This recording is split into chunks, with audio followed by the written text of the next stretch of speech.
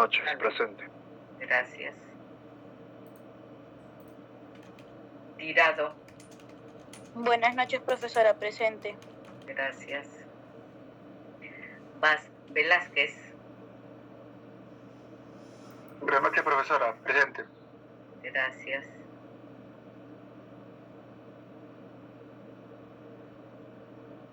Ana Sofía Paredes. Gracias, Ana Sofía.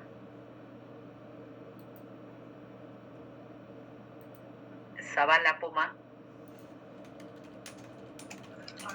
Aún no se conecta, profe. Gracias. Sea.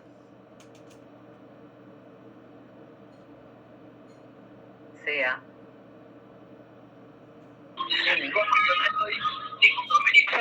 Ay, profesora, buenas noches. Sí, disculpe. Presente, profe. Gracias. Suni. Buenas noches, profesora, presente. Gracias.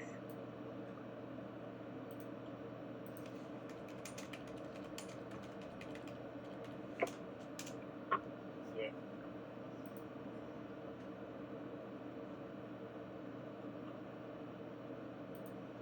Vamos a continuar nuestra clase.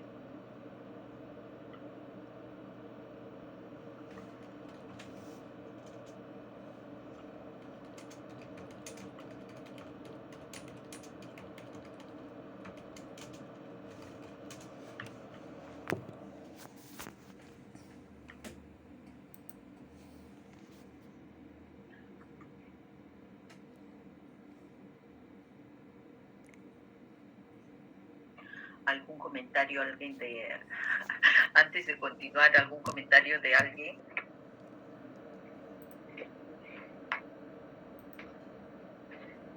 Vamos a continuar en todo caso, sí hacer dos comentarios pequeñísimos. Hoy día tuvimos una reunión con los demás profesores y el coordinador académico, un poco nos mencionó que querían conocer cuál era el avance, si tenemos algunas dificultades, qué propuestas podemos formular para que se pueda mejorar siempre lo que es el tema académico, o si tenemos algunas limitaciones en el dictado de clases, etcétera, etcétera. Y también nos comentaron de una encuesta que han realizado y las mejoras que están solicitando también los alumnos, o de repente también solicitando algunas cosas que consideran que debemos tener en cuenta los docentes. Así que me parece importante ello. Sé que en estos días nos envían de manera individual a cada uno la evaluación que han hecho los alumnos, y que me parece que es una forma de enriquecer no solamente al profesor en calidad de docente, sino ustedes también, porque recogemos las inquietudes que tengan. Que de repente puede ser que de manera personal, directa o a través de la plataforma no lo quisieran mencionar, y a través de la encuesta pueden exteriorizarlo, pero de la forma que fuere, siempre que sea para mejorar y contribuir a desarrollar de buena manera las clases y que beneficie sobre todo a ustedes como futuros profesionales, bienvenido sea. Eso como comentario, y bueno, continuaremos nuestra sesión si no hay algún otro comentario que realizar, ¿no?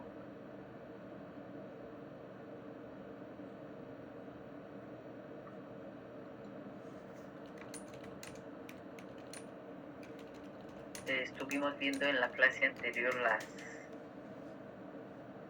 los factores de valoración que recoge la propia norma, y vimos el tema del marco legal. Indicamos que la norma tenía 7 9 factores. Hemos venido desarrollando cada uno de ellos y a la vez están bastante relacionados con los criterios de valoración que mencionaba. Hemos visto el factor del marco legal, el contexto de producción, importancia de las unidades de organización, frecuencia de consulta, características de documentos. También hemos visto, creo que nos quedamos en protección de datos personales, garantías de accesibilidad. Hasta ahí avanzamos. Y justo haciendo un recordar, y si alguien tiene algún comentario, alguna duda, algún aporte, estoy para escucharlo. Ustedes saben que la dinámica de clase siempre es, cuando empezamos, hacemos un recordaris de la clase anterior, a través de preguntas o a través de una síntesis que pueda yo elaborar, o de pronto les pregunto a ustedes también, ¿no? Así que si no hay ningún comentario al respecto, podemos continuar. Tenga presente estos factores que nosotros venimos acá trabajando.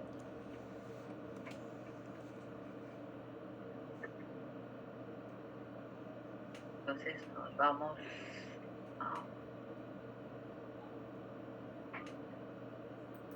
nos quedamos hasta acá.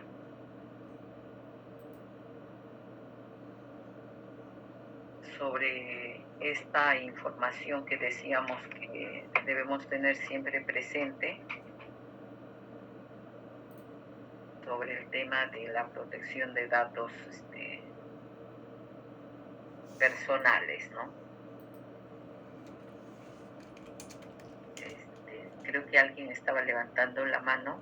Sí, profesora, disculpe. Yo sí me quedé con una pequeña duda en el primer factor, que era lo del marco legal. No sé si podría brindar otro ejemplo. Yo les decía que toda la documentación que generamos en las instituciones siempre están reguladas por un marco normativo. Todo documento que se genere en una institución, por una norma general, por una norma específica o inclusive por normas internas. Podemos hablar de cada ministerio tiene su propia ley y tiene también sus propios reglamentos. Saben y sabemos cuáles son las funciones. Sabemos cuál es su marco normativo. Entonces, todos lo que generamos documentos nos regimos por las leyes que pueden ser a nivel del Congreso, que se expiden, porque es su facultad del Congreso emitir leyes, que son básicamente quienes nos dan la parte normativa, ¿no? Y también las propias normas que tiene cada institución. Y dentro de las propias normas que tiene cada institución podemos encontrar un documento que es elemental, el Reglamento de Organización y Funciones, que nos dice cuál es la estructura orgánica de la institución, cómo están conformados los niveles de organización y dentro de cada nivel de organización cuáles son las funciones que tiene cada uno de ellos. Así podemos encontrar sus normas, decía, en cada ministerio, en un hospital, en una universidad.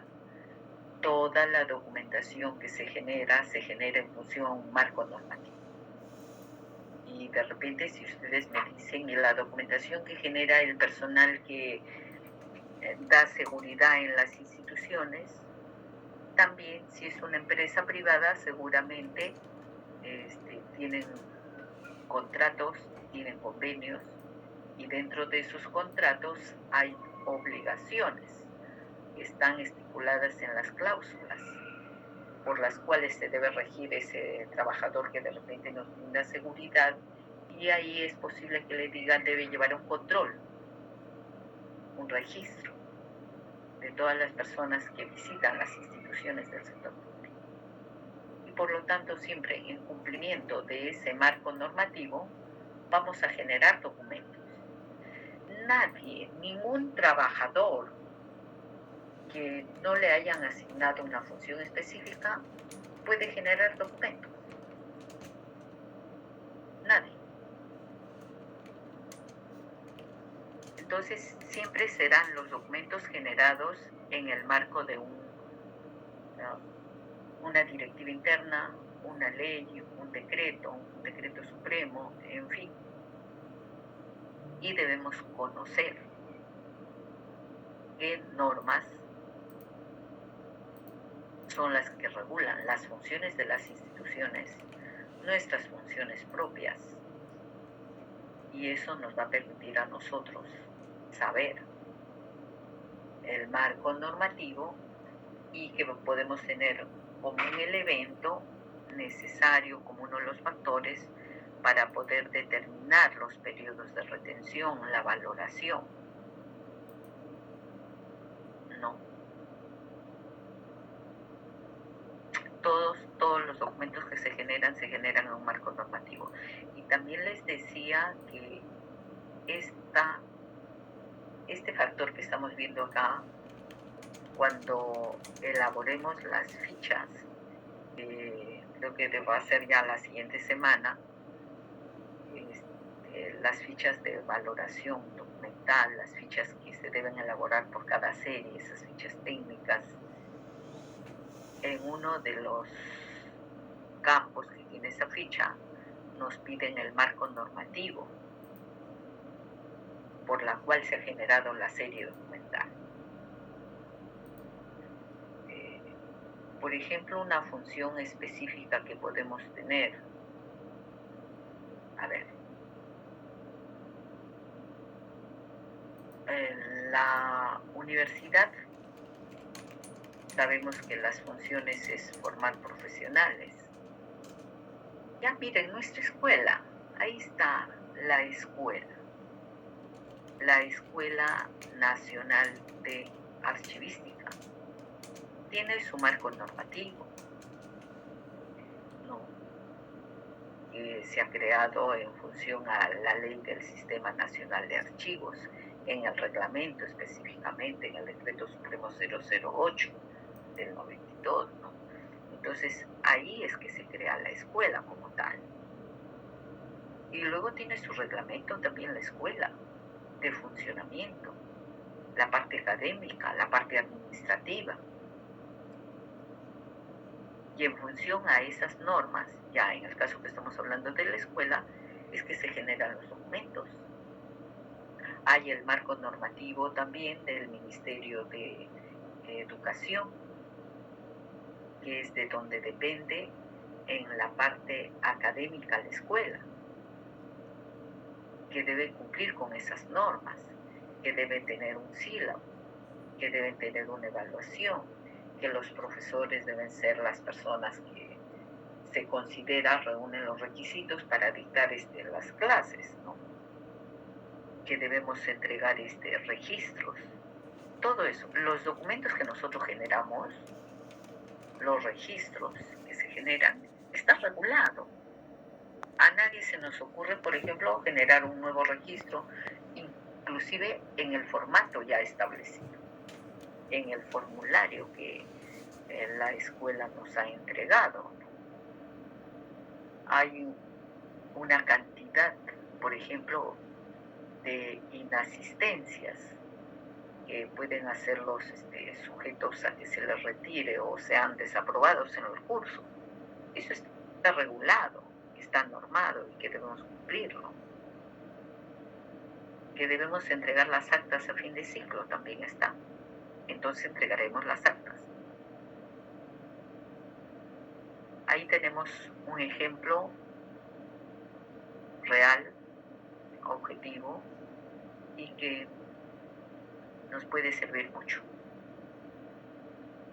No sé si Melissa en algo este ejemplo nos ha ayudado.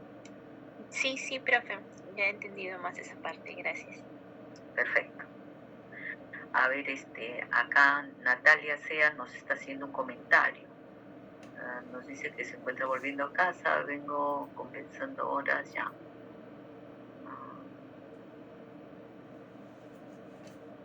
Perfecto, yo pensé que era un comentario de clase. No sé si alguien quiere realizar alguna consulta o de repente algún aporte. Bien. Mira, y Melissa, voy a poner otro ejemplo en el caso de los penales. En el caso de los penales también ellos tienen sus propias normas. Los penales, es decir, donde están las personas privadas de libertad porque han cometido delitos, ¿no? Tienen sus normas, inclusive normas internas, por ejemplo, para la visita.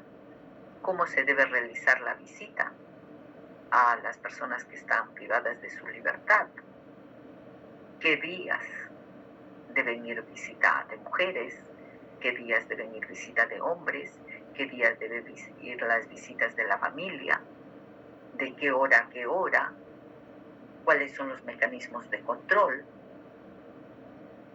Y eso está regulado, y en función a eso se generan documentos. Todos generamos documentos, y miren sus propias instituciones. ¿Por qué generan documentos? Porque así está regulado en un marco normativo muy general y en marcos normativos específicos y especiales. Profesora, y en el caso de los penales sería el INPE, ¿no? Quien haría esas normas. Instituto Nacional Penitenciario, pero su marco normativo también depende del Ministerio de Justicia. Está bien. El sector Ministerio de Justicia. Y el INPE tiene su propia ley y sus propias normas internas de funcionamiento, su reglamento de organización y funciones. Jorge Sarmiento, ¿quieres hacer algún comentario? Sí, profesora, un comentario y consulta a la vez. Bueno, le muestro el caso. Cuando fui integrante hace mucho tiempo, ingresante, perdón, Cachimbo en San Marcos, por ejemplo, había unas prácticas muy negativas por parte de algunos grupos políticos dentro de San Marcos, ¿no? Que siempre había esa intención de como que cooptar o captar estudiantes, ¿no? Por el lado ideológico, y incluso en algún momento me enteré que llevaban a estudiantes, ¿no? A los penales, ¿no? Para que se puedan ver con personas que estaban presas por motivos de ideología política, por temas de terrorismo, etcétera, etcétera, etcétera.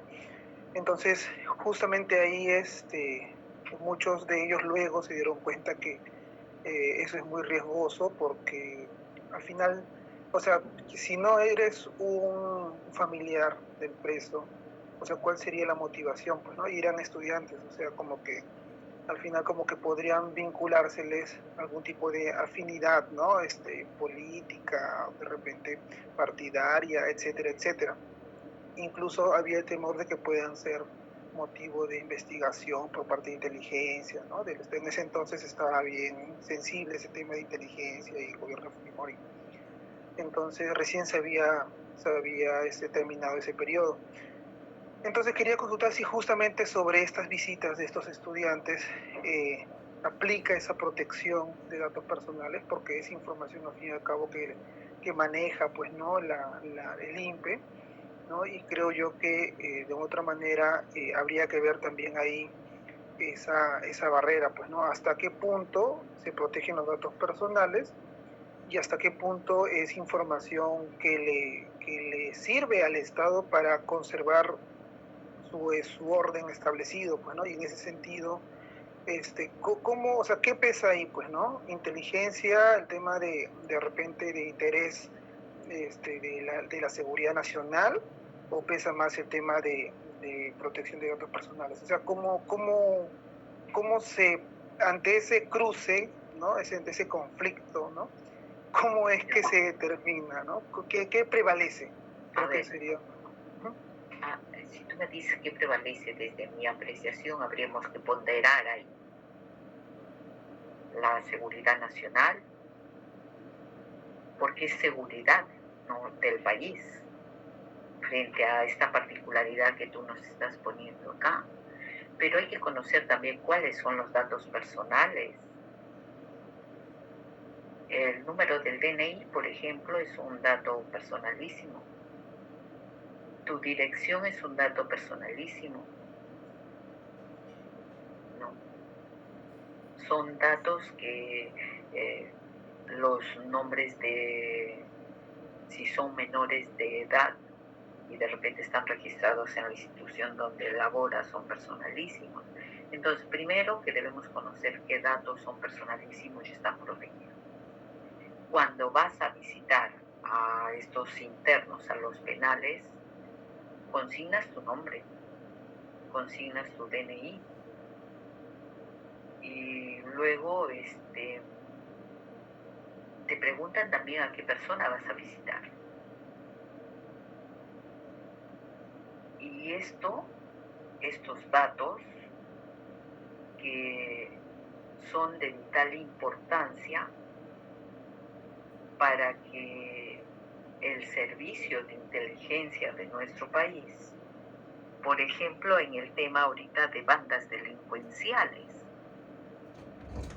que dice, por lo menos en las noticias y lo que salen declarando los responsables de brindarnos seguridad, que desde los locales internos donde están estos señores, inclusive del interior del país, es donde se planifica y sale direccionado para que los demás integrantes de las bandas puedan extorsionar, puedan cometer delitos, matarte, robar, etc., etc.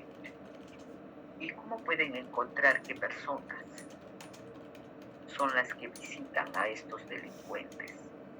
A través de estos registros. Es información valiosa que se tiene y que con toda seguridad la utilizan con fines de conocer y poder controlar mucho más la delincuencia, ¿no? Hacen ellos también operativos, etcétera, etcétera. Pero esa información, por ejemplo, de los registros de visitas a los penales, pues será valorada, miren, desde mi experiencia,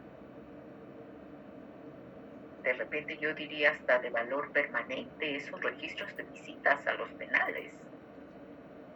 Y cómo va cambiando, inclusive que puede ser información histórica que alguien pueda investigar y darnos nuevos aportes.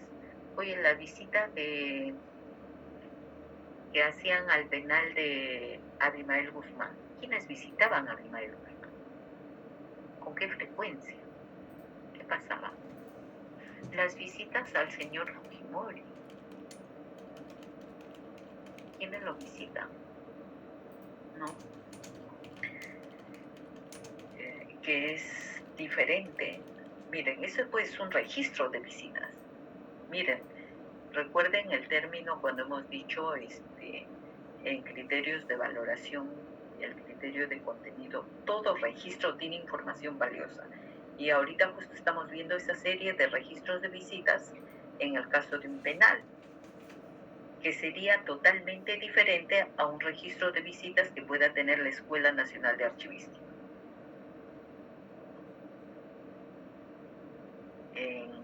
Ahí vamos a ver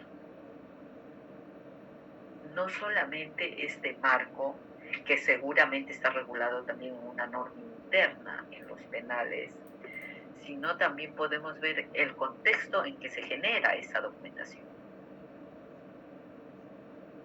que podemos tenerlo también siempre presente, ¿verdad? Y podemos seguir relacionándolo con qué unidad de importancia o quién lo generó, por qué pudiéramos conservar esa información y poder así, viendo los no solamente los criterios de valoración, sino también los factores de valoración. Y en concreto, Jorge, en lo que tú dices, hay información pues reservada ahí, personalísima de cada quien, y los estudiantes que iban, salvo que sean menores de edad, los que han ido, que no creo que les permitan, son personas ya mayores, las que posiblemente inducidos por algún grupo sectario podían llevarlos a estos chicos, porque sí es verdad que en algún momento la Universidad de San Marcos y la Cantuta fue considerada como universidades que estaban, digamos, bastante vigiladas y controladas, porque habían encontrado que ahí se venía trabajando desde los grupos de Sendero y Tupamaru, si no me equivoco, no sé qué grupo había, venían haciendo trabajo de ganar adeptos y haciendo apología al terrorismo, ¿no? Y por eso es que también en determinados momentos ha habido la intervención de la policía y de las Fuerzas Armadas. Con eso no quiero decir que estoy justificando esa intervención, porque creo que los derechos de las personas deben estar en primer lugar, que intervengan sí, pero respetando la vida, la salud de las personas, porque también conocemos lo que ha pasado en la Cantuta, ¿no? Mira, toda esa información, y que también en muchos casos esa información desaparece. Yo recuerdo hace muchos años, miren, y por el tema de ejemplo, me invitaron a dar una charla en la Universidad de San Cristóbal de Huamanga, y nos decían que el expediente de cabecilla de Sendero, Abimael Guzmán, porque él estuvo relacionado a la Universidad de Huamanga, no se encontraba dentro de los archivos de esa universidad. Es posible que lo trasladaron a otro archivo, es posible que de repente por temas de seguridad también del país necesitaban profundizar más en investigaciones o tenerlo a buen recaudo. La verdad, habría que alguien que investigaría dónde está el legajo de este señor durante el tiempo o la documentación que se generó cuando él estuvo ligado a la Universidad de Huamanga. Y podemos seguir hablando de hechos y que están documentados y que están en los archivos y cómo valoramos esa documentación. Jorge, no sé si con esto o si queremos podemos seguir un poco haciendo mayores comentarios. Profesora, muchas gracias. No, en realidad todo claro. Gracias, profesora, por los alcances. Bien. Entonces continuamos.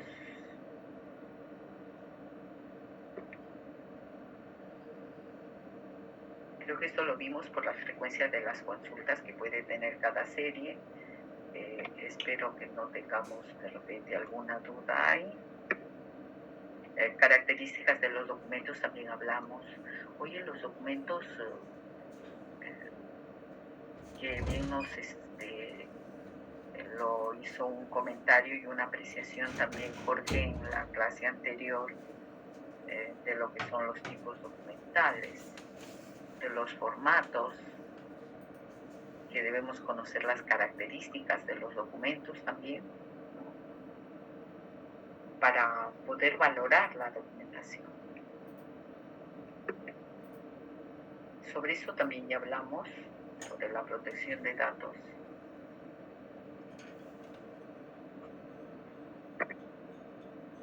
Miren, acá tenemos, recuerdan que yo les decía que la norma, y que espero que lo hayan leído,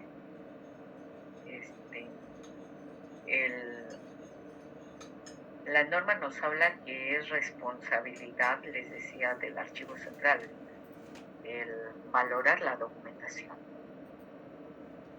y miren acá también dentro de los factores que considera la propia norma, nos dice que debemos tener presente la opinión técnica del archivo central.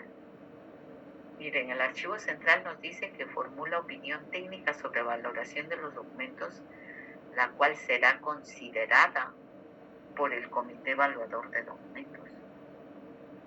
Yo entiendo y estoy segura que ustedes, cuando terminen la carrera, por lo menos la gran mayoría, trabajará en archivos. Y es posible que también la gran mayoría, por lo menos a mí me gustaría, que sean responsables de archivos, que sean los que lideran esas unidades de organización o áreas de organización, porque ahorita no tenemos instituciones realmente que yo sepa que tengan una unidad de organización y que esté así masificada o considerada dentro de las estructuras orgánicas. Hay responsables, sí, o tenemos de repente las funciones de archivo ligadas a otra unidad de organización. Pero al margen de ello, el que sea responsable del archivo central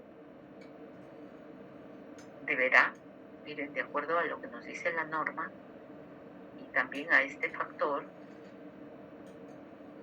emitir opinión técnica sobre la valoración de las series documentales. Y si no estamos preparados para emitir valoración técnica, ¿qué haríamos? Tendríamos que consultar de repente o contratar una consultoría, pero aún así, contratando una consultoría, ustedes, como responsables de archivo, para que den la conformidad, si esa consultoría ha sido bien realizada o no, deben conocer, definitivamente. Así que dentro de los factores que establece la norma, es importante que se aprecie cuál es la opinión de este funcionario. No sé si alguien quiere hacer algún comentario sobre este tema. Recuerden que ustedes, al ser responsables de archivos, se les va a convocar para que integren el Comité Evaluador de Documentos en calidad de secretario técnico.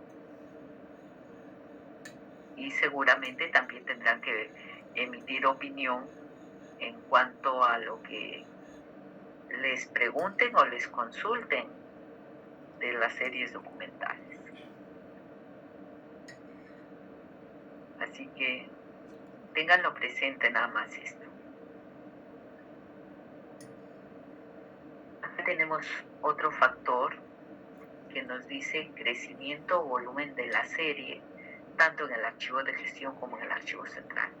El personal de archivo ya sabe, conoce qué unidades de organización generan mayor volumen documental. Y no solamente mayor volumen documental muy propio del área, sino que también en determinados casos como que hay una cultura de generar copias de documentos y se va duplicando la información, ¿no? Y la verdad, les digo que justo comentaba con un profesional también ya de la archivística y que es docente de ustedes,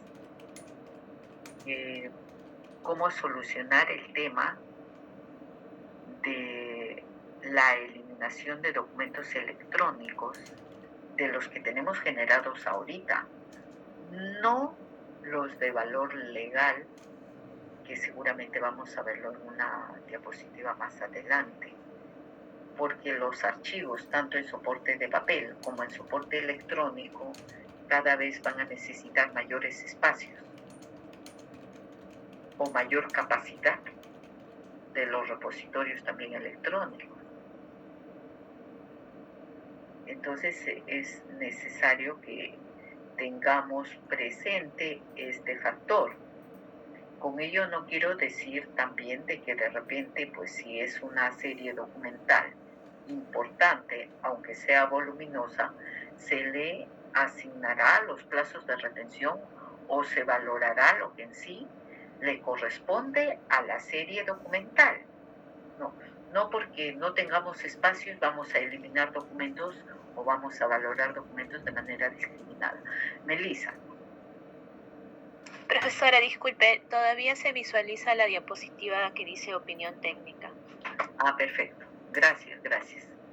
Ahora sí, justo estamos hablando del volumen documental, que acá ya pueden visualizar seguramente esta imagen, ¿no?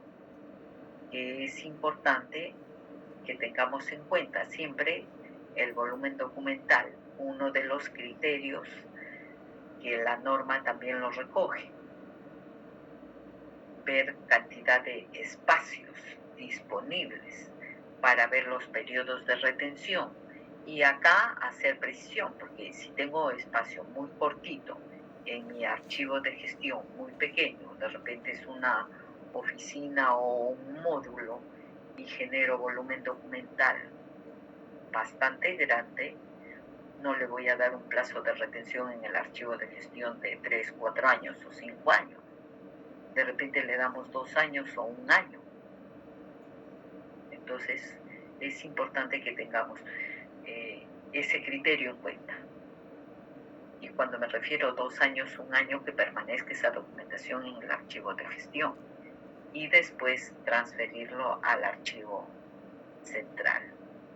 Nos quedamos en esta diapositiva, miren, son las 8:16 y luego continuamos, ¿sí? Gracias. Vamos a un descansito chiquito. Gracias, profesora.